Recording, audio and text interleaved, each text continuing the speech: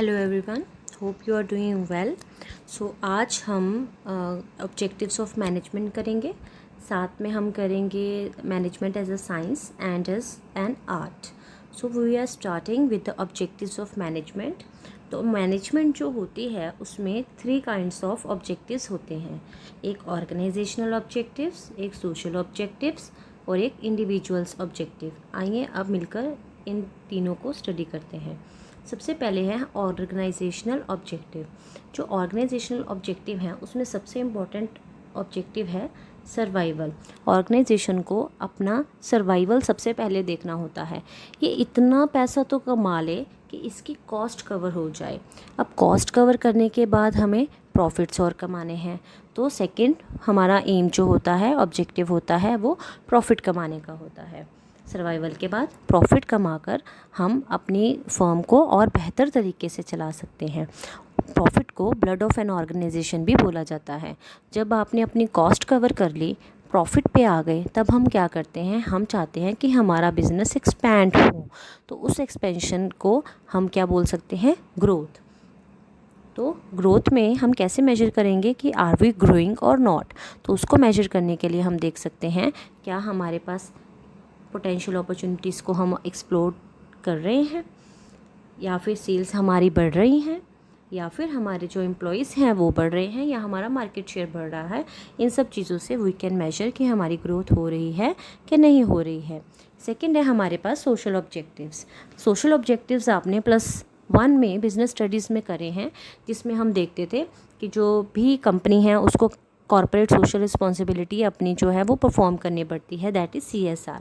तो जो social objectives हैं हमारे, वो सोसाइटी से रिलेटेड होते हैं। इसमें वो क्या, उनको मेन जो उनका ऑब्जेक्टिव होता है ये होता है कि हम एनवायरनमेंट फ्रेंडली प्रोडक्ट बनाएं, अच्छी क्वालिटी का प्रोडक्ट बनाएं, लॉ एंड ऑर्डर को प्रॉपर्ली फॉलो करें, कोई भी अनफेयर ट्रेड प्रैक्टिसेस ना करें। टिस्को एक ऐसी पहली कंपनी थी जिन्होंने इसके लिए सोशल ऑडिट भी करवाया था। Third we have is personal या इंडिविजुअल ऑब्जेक्टिव्स। जो भी इंसान किसी भी कंपनी में काम करता है, उनका जो बेसिक मकसद होता है that is a good salary, कि अगर मुझे अच्छी सैलरी मिलेगी तो मैं काम करूँगा, वरना नहीं करूँगा। उसके बाद जब उनको एक अच्छी सैलरी मिलती है, then they want some recognition. जैसे आप कहीं शॉप्स में जाते हैं तो आप देखते हैं कि वहाँ पर employee of the week, employee of the month वगैरह बनाए जाते हैं, तो उनको वो रिकॉग्निशन भी थोड़ी अट्रैक्ट करती है। And third one is healthy work conditions. वो हर एक बंदे का सोशल यू कैन से दे उनका अधिकार है कि उनको साफ़ सुथरी अच्छी हेल्दी वर्किंग कंडीशंस मिलें। Next we are moving towards importance of management. Management क्यों इम्पॉर्टेंट है? सबसे पहले तो गोल्स के लिए, कंपनी के ऑब्जेक्टिव्स को अचीव करने के लिए मैनेजमेंट बहुत इंपॉर्टेंट है, दैट इज़ ग्रुप गोल्स। तो ये जो मैनेजमेंट होती है ये ह्यूमन और नॉन ह्यूमन रिसोर्सेज हो गए, लैंड, लेबर, इन सबको इकट्ठा लेकर आती है ताकि गोल अचीव कर सके और सबको एक कॉमन डायरेक्शन की तरफ लेकर जाती है। उसके बाद सेकेंड पॉइंट है इंक्रीजेस एफिशिएंसी। मैनेजमेंट एफिशिएंसी बढ़ाती है। कैसे? एक तो ये कंपनी की कॉस्ट कम कर देती है, और कॉस्ट कम करने के साथ साथ हर इंसान की, हर अपने ह्यूमन रिसोर्स की प्रोडक्टिविटी बढ़ाती है। इस तरीके से जो मैनेजमेंट है ज़रूरी है, क्योंकि हमें अपनी एफिशिएंसी बढ़ानी है। थर्ड है डेवलपमेंट ऑफ द सोसाइटी। ये जो हमने सोशल ऑब्जेक्टिव्स करे हैं अभी पिछले टॉपिक में, वही तो है हमारे, इसीलिए तो इम्पॉर्टेंट है हमारी मैनेजमेंट, क्योंकि मैनेजमेंट ही सोशल ऑब्जेक्टिव्स अचीव करती है और उससे हमारी अल्टीमेटली सोसाइटी की डेवलपमेंट होती है। और सेम हमने उससे अगला पॉइंट करा इंडिविजुअल ऑब्जेक्टिव, वही आपके पर्सनल ऑब्जेक्टिव हैं कि अगर मैनेजमेंट नहीं होगी तो पर्सनल ऑब्जेक्टिव उतने अच्छे तरीके से अचीव नहीं हो पाएंगे जितना मैनेजमेंट की प्रेजेंस में अचीव हो पाएंगे। नेक्स्ट है ये ना, जो हमारे पास मैनेजमेंट होती है तो ये डायनामिक ऑर्गेनाइजेशन बना देती है, क्योंकि अगर मैनेजमेंट नहीं होगी और चेंजेस आ गए तो हमें उन चेंजेस को कोप अप करना मुश्किल हो जाता है। बट जब मैनेजमेंट होती है तो वो चेंजेस हमारे बहुत ईजिली हम कोप अप कर पाते हैं और आगे बढ़ पाते हैं। पहला टॉपिक हमने करा objectives of management, second topic हमने करा है importance of management, third topic हम कर रहे हैं nature of management, that is management as a science, management as an art, management as a both science and art, and management as a profession. सबसे पहले हम देखेंगे मैनेजमेंट एज अ साइंस। क्या management science है? उससे पहले हम देखेंगे जो हमने 10th तक साइंस पढ़ी है उसमें क्या फ़ीचर्स थे। सबसे पहला उसमें फीचर था कि जो साइंस है उसमें सिस्टमाइज्ड बॉडी ऑफ नॉलेज होती है। इसमें प्रिंसिपल्स होते हैं, उनके कॉज एंड इफ़ेक्ट रिलेशनशिप हम स्टडी करते हैं, और ये ऐसी systematized body of knowledge management में भी प्रेजेंट होती है। सेकंड है हमारे पास principles based on observation and experiment.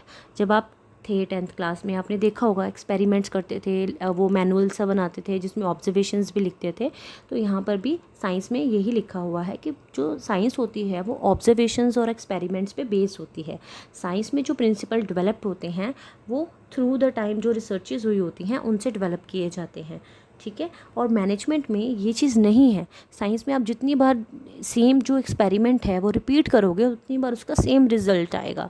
लेकिन जो मैनेजमेंट है वो ह्यूमन से रिलेटेड है, और ह्यूमन का जो बिहेवियर होता है that is not always predictable. तो इसीलिए जो ये फीचर है साइंस का वो मैनेजमेंट पे अप्लाई नहीं होता है।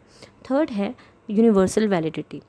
जो साइंस होती है, जो डॉक्टर्स होते हैं, वो ऑल ओवर उनका प्रोसीजर सारी दुनिया में सेम रहता है, इसलिए वो किसी भी देश में जाकर दे कैन लिव, ठीक है, विद देयर साइंस का जो भी उनकी मेन जो भी उनका फीचर होगा, जिसमें भी उन्होंने करी होगी MBBS करी होगी, तो वो वहाँ पे वैलिड है, उनकी डिग्री हर जगह वैलिड है।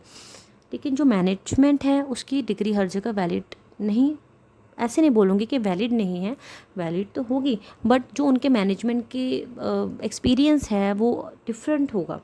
तो मॉडिफाई करना पड़ता है थोड़ा थोड़ा उनको अपने बिहेवियर को, वो जहाँ भी जा रहे हैं वहाँ का कोड ऑफ कंडक्ट उनको फॉलो करना पड़ता है, तब जाके हम बोल सकते हैं। तो यहाँ पे ये 100% एप्लीकेबल नहीं है।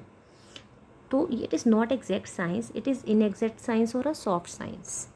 सेकेंड टॉपिक है हमारे पास मैनेजमेंट एज एन आर्ट। तो आर्ट में जो हम बच्चे आर्ट स्टडी करते हैं वहाँ पे थ्योरेटिकल नॉलेज ज़्यादा होती है, प्रैक्टिकल नॉलेज कम होती है, और आर्ट में बहुत सारा लिटरेचर अवेलेबल होता है। और सेम इन मैनेजमेंट में भी हमारे पास प्रिंसिपल्स, फंक्शंस, टेक्निक्स, इनको रिलेटेड बहुत सारा लिटरेचर अवेलेबल है। सेकंड है पर्सनलाइज्ड एप्लीकेशन। आपने आर्ट की जब हम बात करते हैं तो उसमें हमारा जो टॉपिक है वो थोड़ा ब्रॉड बन जाता है। जैसे उसमें आर्ट में सिर्फ यहाँ स्टडी की बात नहीं करेंगे, हम डांस की बात ले लें या फिर हम म्यूज़िक की बात ले लें या पेंटिंग की बात ले लें, तो हर एक में दो बंदे जो होते हैं कभी भी सेम आर्ट परफॉर्म नहीं करते हैं। आप चाहे सेम उनको सिखा भी दोगे बट कुछ ना कुछ वेरिएशन उन दोनों लोगों में रहेगा ही रहेगा। तो मैनेजमेंट में भी ऐसा ही है कि जो दो बंदे हैं, आप सेम मैनेजमेंट कोर्स है, दोनों फ्रेंड्स हैं, बट वो same management in a company, in a practical life follow नहीं करेंगे, क्योंकि हर एक का अपना यूनिक वे होता है चीज़ों को फॉलो करने का। थर्ड है based on creativity and practice. Art को इमेजिनेशन तो चाहिए ही चाहिए, प्लस उसको रेगुलर प्रैक्टिस चाहिए। तो एक बंदा जो एक गॉड गिफ्टेड है, ठीक है, डांस में, पर वो प्रैक्टिस नहीं करता, और एक इंसान जो पिछले 10 साल से प्रैक्टिस कर रहा है, तो आप ही सोचो इन दोनों में से कौन बेटर परफॉर्म करेगा। ऑब्वियसली जो 10 साल से प्रैक्टिस कर रहा है वही बेटर परफॉर्म करेगा।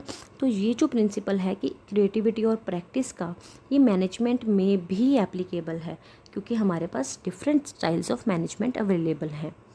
नेक्स्ट है, तो इससे हम कंक्लूड कर सकते हैं कि मैनेजमेंट एक आर्ट है, बट हाँ यहाँ पे प्रिंसिपल्स रिपीट नहीं होते, क्योंकि डायनामिक सिचुएशंस में हमें चेंज करने पड़ते हैं। अब हम कैसे बोल सकते हैं कि मैनेजमेंट आर्ट है या साइंस है या दोनों है? कैसे? मैनेजमेंट एक साइंस सिर्फ इसीलिए है क्योंकि यहाँ पे सिस्टमाइज्ड बॉडी ऑफ नॉलेज है जो लोगों को ट्रेन करती है। मैनेजमेंट एक आर्ट भी है क्योंकि यहाँ पे हमें क्रिएटिविटी और प्रैक्टिस चाहिए होती है। मैनेजमेंट एज अ प्रोफेशन अब पढ़ते हैं हम, तो मैनेजमेंट क्या प्रोफेशन है या नहीं?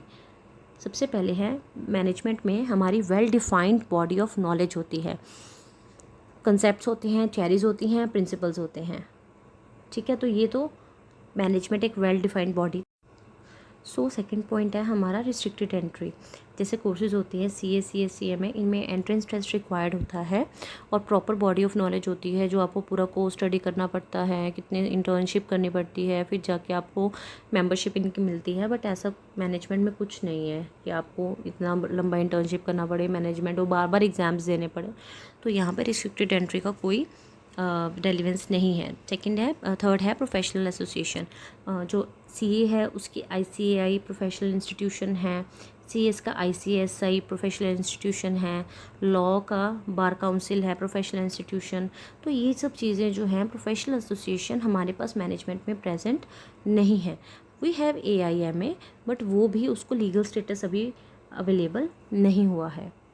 नेक्स्ट है हमारे पास, हर जो प्रोफेशन होता है उसका एक एथिकल कोड ऑफ कंडक्ट होता है, तो वो कोड ऑफ कंडक्ट से बाउंड होते हैं। जैसे डॉक्टर जो है वो भी ओथ लेता है आफ्टर बिकमिंग अ डॉक्टर कि मैं सेवा करूँगा ये सब। तो यहाँ पे हमारे पास मैनेजमेंट हम कोई ओथ नहीं देते, ठीक है। AIMA ने फॉर्मुलेट किया हुआ है कोड ऑफ कंडक्ट, बट उसका पास कोई लीगल स्टेटस नहीं है। लास्ट है सर्विस मोटिव। जो हमारे पास प्रोफेशन होता है उसमें बेसिकली हमारा जो मकसद होता है मेन, वो सर्विस का होता है।